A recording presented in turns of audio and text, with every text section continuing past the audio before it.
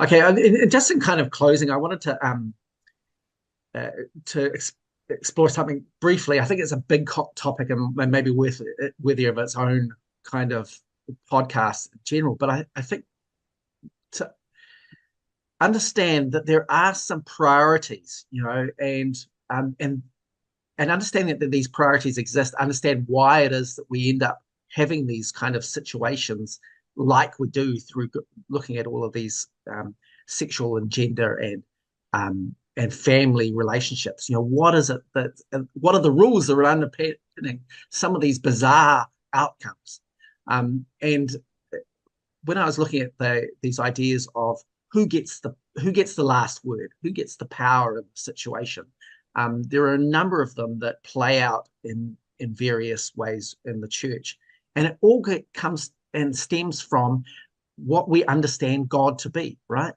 Joseph Smith imagined a God that was like him, that was male. So therefore, you know, male understanding overrid female understanding. Um, you know, a male could always veto what a woman says, and that plays out in the church, right? The Relief Society president can get vetoed by the bishop. There's no there are except for maybe a primary president who has men who operate as teachers.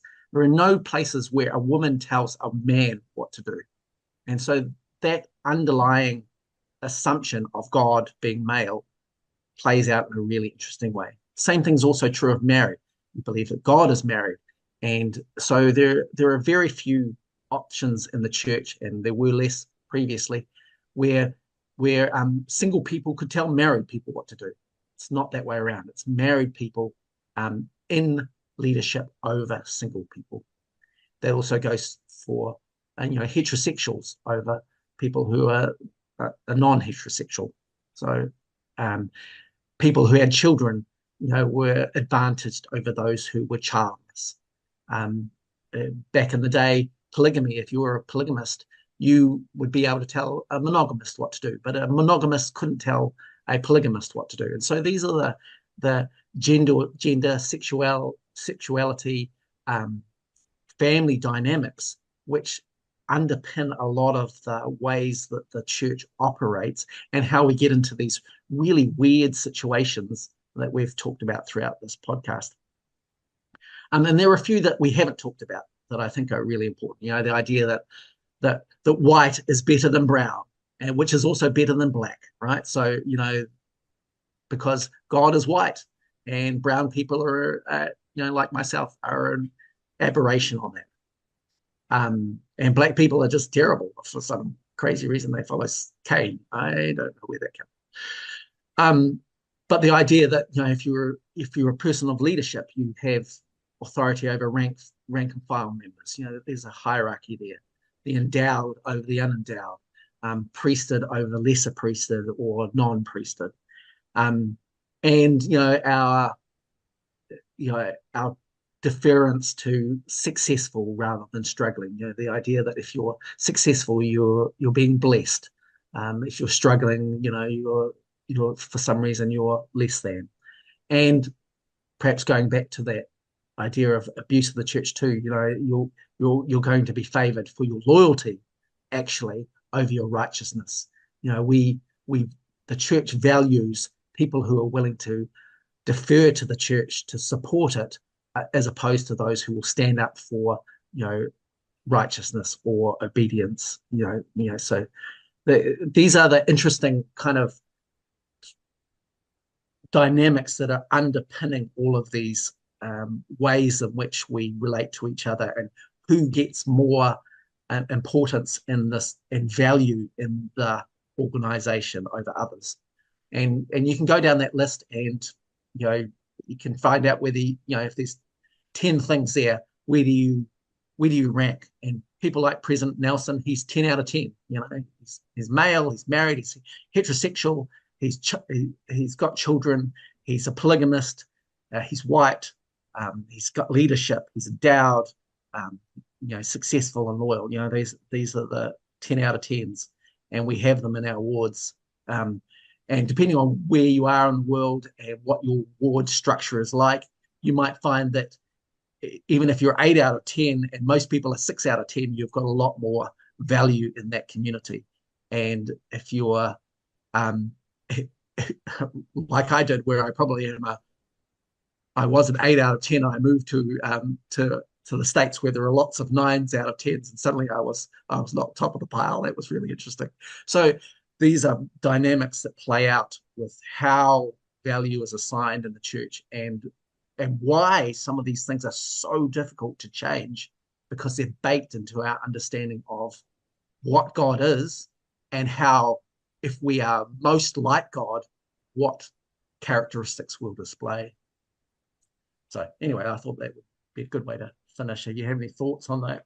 Yeah, no, that's really good. I do feel that almost deserves its own podcast to go into each one of those, but I'd never thought of it that way before. You're right. Emulate God, and some of us can never get there, right? We're always going to be penalized. We are not going to have those attributes. And yeah, that's a really fascinating list. I think we'll have to look at that maybe a little bit further. Any thoughts, Landon?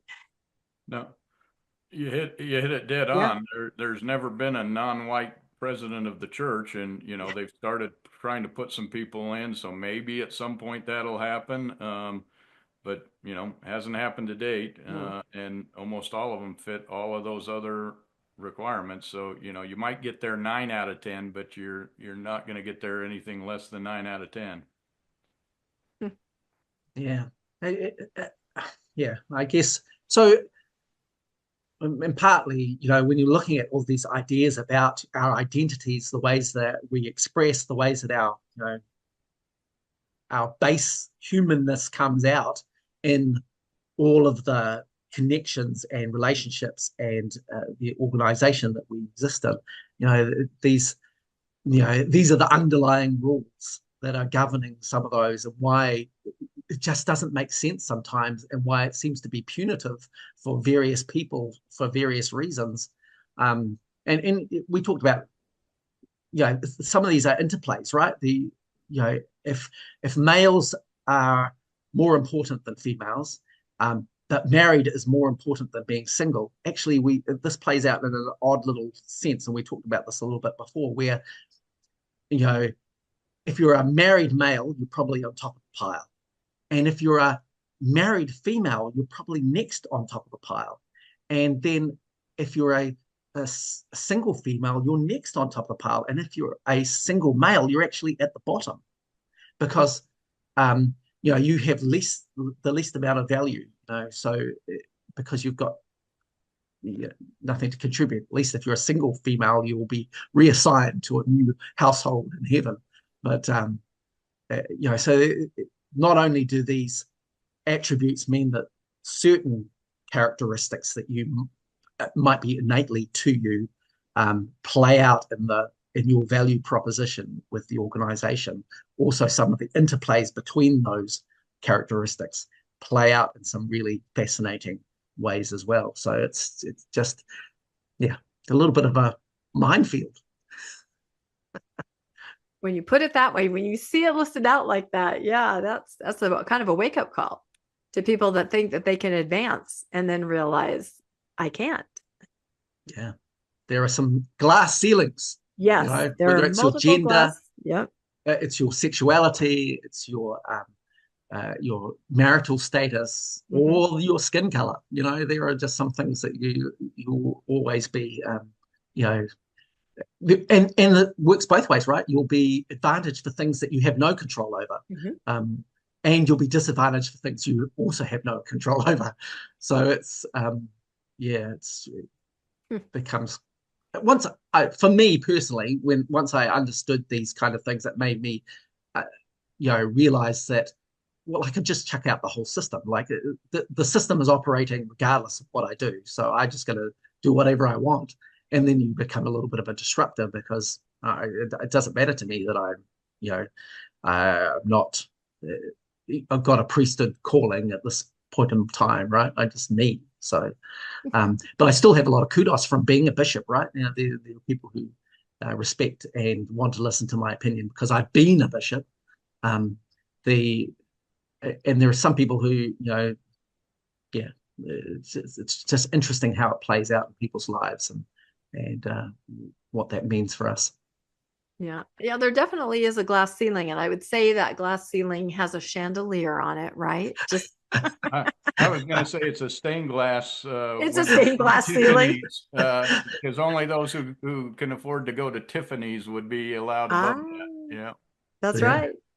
as they The like new to Tiffany put window out. in the visitor center at Nauvoo. Yep, Yeah. exactly. And Funny.